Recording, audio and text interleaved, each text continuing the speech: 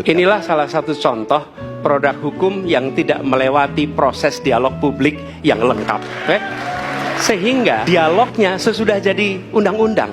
Dan ketika dialognya sudah undang-undang, siapapun yang kritis dianggap oposisi, siapapun yang pro dianggap pro pemerintah. Bagaimana Pak, guru-guru honorer kalau mendengar ada alokasi sekian triliun, sementara dia kepengen diangkat dan alasannya karena anggarannya belum ada. Terus gimana kita menjelaskan kepada guru-guru honorer ini? Lalu kita bilang kami ingin kualitas manusia yang lebih baik. Loh, kalau kita ingin kualitas manusia yang lebih baik, ya gurunya dibenerin. Gimana guru bisa konsentrasi ngajar ketika gajinya hanya cukup untuk 10 hari? Ketika gajinya cukup untuk 15 hari. Jadi ini bukan soal menolak IKN, tidak setuju IKN. Ini kita sedang punya anggaran yang terbatas. Anggaran terbatas ini mau diapakan? Menurut hemat kami, ada persoalan-persoalan urgen yang harus diselesaikan. Jadi undang-undang IKN itu sudah diterbitkan, sudah mau dilaksanakan. Nah sekarang kita punya fiskal terbatas. Mana dulu nih yang mau dikerjain?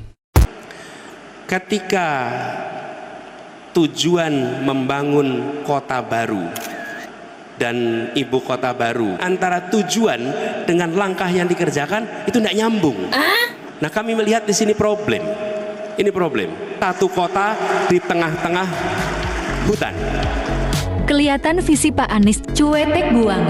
IKN itu simbol pengharapan masyarakat Indonesia akan masa depan yang lebih baik.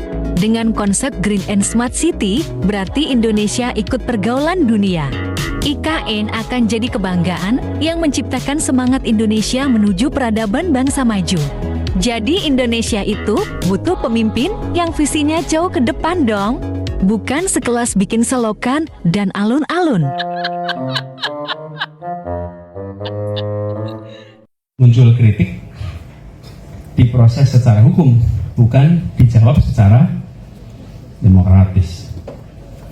Kritik. Waktu saya tugas di Jakarta banyak sekali kritik itu. Ada yang faktual, ada yang fiktif, ada yang fitnah, tapi muncul.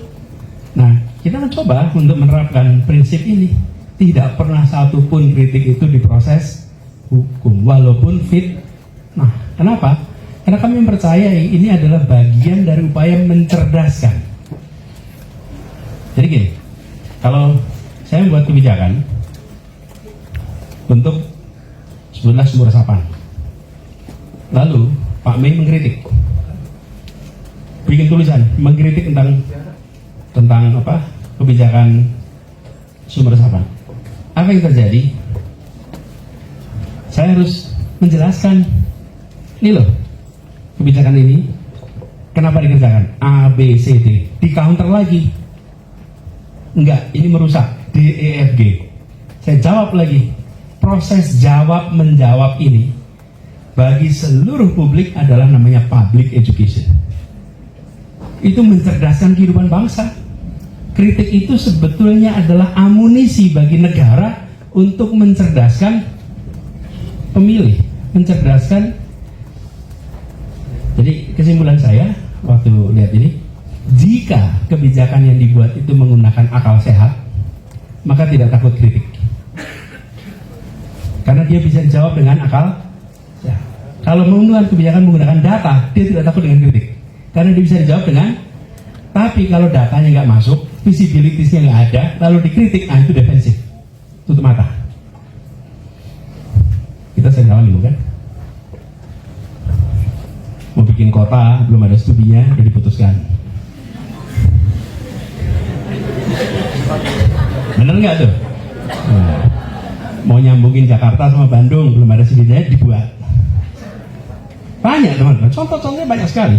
Nah yang begitu-begitu biasanya memang tidak mau memberikan ruang untuk.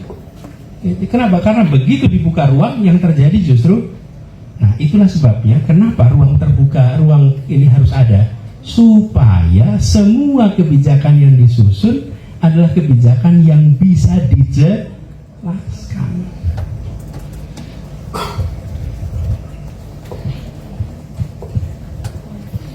Ini ciri-ciri yang harus kita angkat. antisipasi karena tanda-tandanya muncul, teman-teman.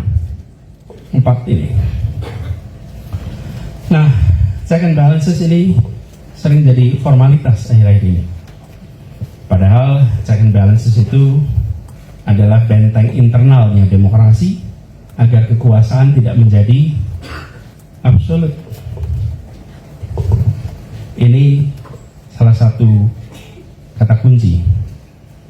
Minim sekali kritik dari anggota DPR. Koalisinya sangat besar. Kemudian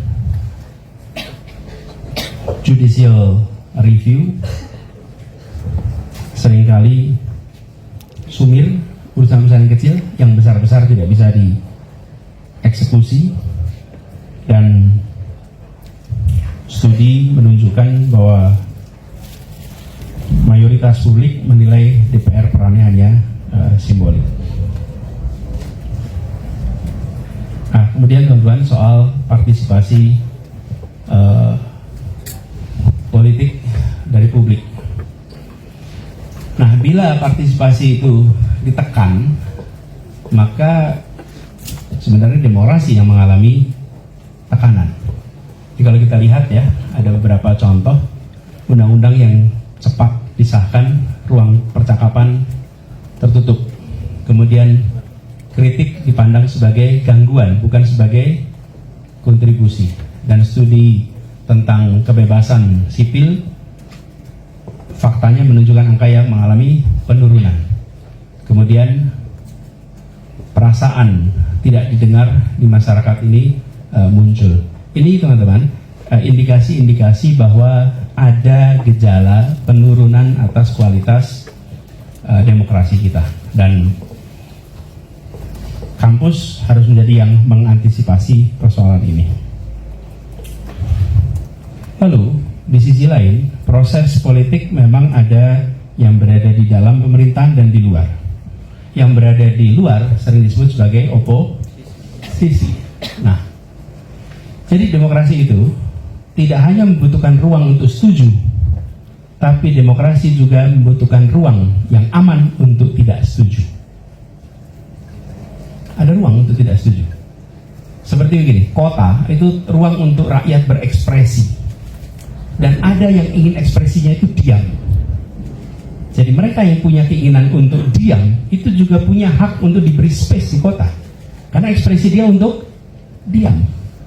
Nah, sama dengan demokrasi. Kalau tidak setuju, diberi ruang untuk tetap nyaman dan aman.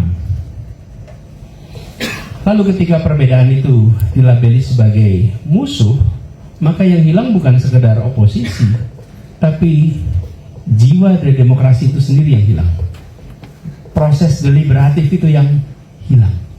Dan munculnya apa? Dalam bentuk FIAR, fear, rasa takut. Padahal rasa takut itu pilarnya otoritarianisme. Semua rejim otoriter, tulang punggungnya adalah rasa takut. Pilarnya itu, tanpa rasa takut rejim otoriter tumbang. Anda lihat, semua rejim otoriter yang tumbang karena rasa takut hilang. Begitu rasa takut hilang, rejim itu bertumbangan. Orde Baru, rasa takut hilang, hilang. Marcos, hilang. Iran, Anda lihat di Rusia, Anda lihat Arab Spring. Arab Spring itu otoriter semua. Begitu rasa takut hilang, dan rasa takut itu berhasil ditimbangkan lewat sosial media. Sosial media itu berhasil menggiling rasa takut. Rasa takut itu ludes di sosial media itu. Dan sudah terbukti Arab Spring 1 dekade yang lalu. Nah, kalau rasa takut itu muncul, berarti demokrasi mengalami penurunan. Karena demokrasi itu pilarnya apa demokrasi?